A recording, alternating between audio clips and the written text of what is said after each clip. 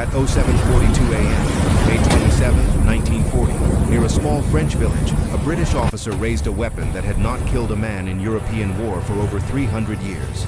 The Wehrmacht was overrunning France. Tanks, aircraft, and machine guns ruled the battlefield. Yet Captain Jack Churchill chose a longbow. One silent shot changed history.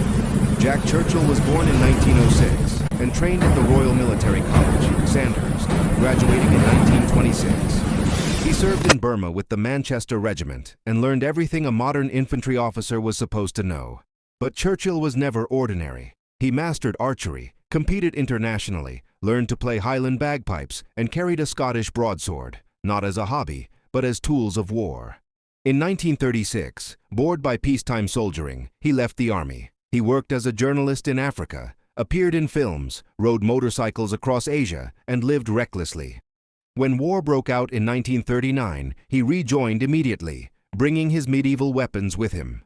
In May 1940, Germany tore through France. The British army was retreating toward Dunkirk in chaos. Near L'Epinette, Churchill ambushed a German patrol. As 5 soldiers advanced through the mist, he drew his 6-foot English longbow. At 30 yards, he released. The German sergeant fell dead, killed silently, without warning. It was the last confirmed longbow kill of World War II, and the first in Europe since the 1600s. While others fled, Churchill covered his unit's retreat with a bow and arrows. After Dunkirk, Britain stood alone. Winston Churchill demanded action. The result was a new force, the British commandos. Jack Churchill volunteered immediately. Training in Scotland was brutal. Forced marches, live-fire exercises, freezing water landings. Many men quit. Churchill excelled. He believed war was not just firepower, it was psychology. Fear, surprise, and confidence could break an enemy faster than bullets. On December 27, 1941, Churchill led commandos onto Vågsøy, Norway. As the landing craft ramp dropped, he stepped forward, bagpipes screaming, fully exposed to gunfire. German soldiers froze in disbelief. Churchill finished the tune, threw a grenade, drew his sword, and charged. Within minutes, coastal guns were destroyed, factories demolished, prisoners captured. The raid forced Hitler to divert 30,000 troops to defend Norway. Churchill became a legend. In 1943, Churchill commanded No. 2 Commando in Sicily and Italy. At Salerno, Allied forces nearly collapsed under German counterattacks. Churchill's men held key ground under constant fire. Near Molina, he attempted something almost unbelievable. With only 1 corporal, Churchill infiltrated German positions at night. Armed mainly with a sword and revolver, he surprised German soldiers 1 group at a time. By dawn, he had captured 42 Germans and a mortar unit, without firing a shot. He was awarded the Distinguished Service Order. In 1944, Churchill was sent to Yugoslavia to support partisan fighters. During an assault on the island of Brač, his unit was pinned down. A German mortar barrage killed nearly all his men. Alone, surrounded, out of ammunition, Churchill sat down and played bagpipes. A grenade knocked him unconscious. He was captured. Part 7. Prison, Escape, and Freedom. 2 minutes. Believed to be related to Winston Churchill, Jack was sent to Sachsenhausen concentration camp. There, he planned an escape. He tunneled out with other officers, trekked toward the Baltic coast, was recaptured, and transferred again. In 1945, as Germany collapsed, he escaped once more, walking 150 kilometers across the Alps to reach Allied forces. Instead of resting, he asked to return to combat. Churchill later served in Palestine, where he helped evacuate 700 trapped Jewish medical staff under fire. He remained in the army until 1959, qualifying as a paratrooper in his 40s. Civilian life. He surfed river waves, built model ships, played bagpipes, and lived as fearlessly as he fought. He died in 1996, aged 89. Mad Jack Churchill was not the most decorated soldier. He did not command armies, but he proved something timeless. That individual courage still matters, that fear is a weapon, that refusing to accept limits can change outcomes. A man who fought tanks with a sword, who faced bullets with music, who refused to let the modern world erase the old warrior spirit. If he had not existed, no one would believe him. World War II was a war of machines. It was fought with tanks, aircraft, automatic weapons, radar, and industrial firepower. It was the war that buried the old world forever. And yet, in the middle of this modern apocalypse, One man walked onto the battlefield carrying a sword, a longbow, and bagpipes. His name was Jack Churchill. History would remember him as Mad Jack.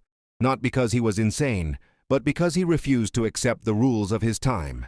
John Malcolm Thorpe Fleming Churchill was born in 1906 into a military family. Discipline, duty, and adventure were part of his blood. He entered the Royal Military College, Sandhurst, Britain's most prestigious officer academy, and graduated in 1926. He was trained to fight modern wars, rifles, formations, tactics. But Jack Churchill was never interested in being normal. He mastered archery, competing at an international level. He learned to play Highland bagpipes with professional skill. He practiced swordsmanship, not as a hobby, but as a discipline. To Jack Churchill, history was not dead. It was unfinished. During the quiet years between the wars, Churchill grew restless. In 1936, he left the army. What followed sounded more like a legend than a resume.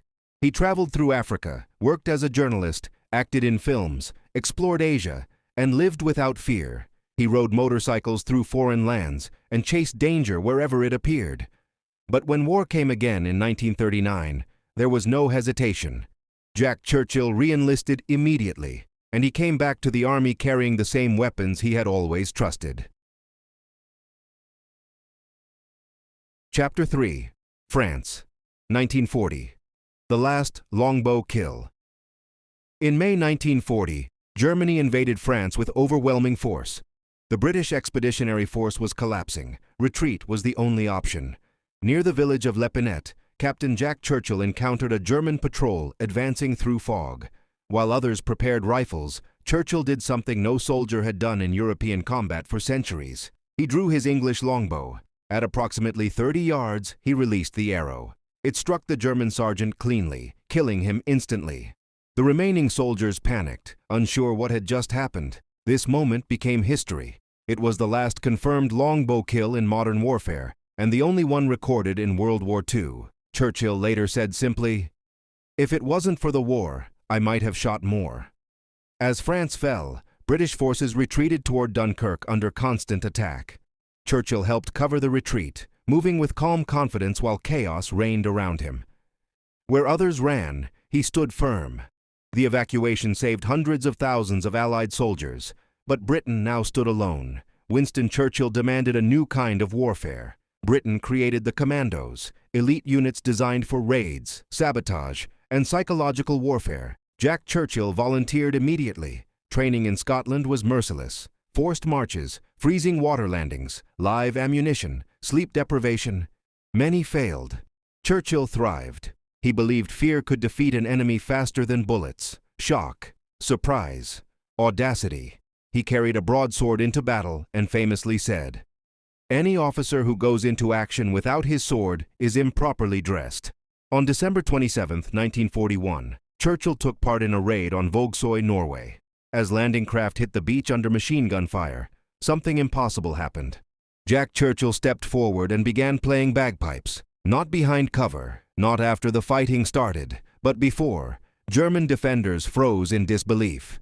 Then Churchill threw a grenade, drew his sword, and charged. The raid destroyed factories, captured prisoners, and forced Hitler to divert tens of thousands of troops to defend Norway. For this, Churchill earned the Military Cross. He became a legend among the commandos. In 1943, Churchill led men during the Allied invasion of Sicily and later Italy. At Salerno, Allied forces nearly collapsed under fierce German counterattacks. Churchill moved between positions under fire, rallying troops, directing defenses. Then came one of his most astonishing feats. Near Melina, Churchill and one corporal infiltrated German positions at night. Using surprise, confidence, and a sword, Churchill captured 42 German soldiers and a mortar unit without firing a shot. German prisoners later said they surrendered because they believed they were surrounded by a much larger force. He was awarded the Distinguished Service Order. In 1944, Churchill was sent to Yugoslavia to support partisan fighters against German occupation. During an assault on the island of Brač, his unit was hit by a devastating mortar barrage. Most of his men were killed or wounded. Churchill was alone. Out of ammunition, surrounded, he sat down and played bagpipes. A grenade exploded nearby, knocking him unconscious. He was captured. Believed to be related to Prime Minister Winston Churchill, Jack was sent to Sachsenhausen concentration camp. There, he immediately began planning escape. He tunneled out with other officers and attempted to reach the Baltic coast, but was recaptured. Later transferred again, he waited for another chance. In 1945, as Germany collapsed, Churchill escaped once more. He walked over 150 kilometers across the Alps, reaching Allied forces in Italy. When offered rest, he asked for reassignment. The war ended before he could return to combat. He was reportedly disappointed. Churchill continued serving after 1945. In Palestine, he helped evacuate 700 trapped Jewish medical staff during violent unrest. He remained in the British Army until 1959, even qualifying as a paratrooper in his 40s. In civilian life, he surfed river waves, built model ships, and lived with the same fearless energy. Jack Churchill died in 1996, aged 89. Mad Jack Churchill was not the most decorated soldier of World War II. He did not command armies, but he proved something timeless. That courage does not expire. That fear is a weapon. That individuality still matters, even in total war. He fought tanks with a sword, faced bullets with music, and walked into history without asking permission. If he had not existed, no one would believe him.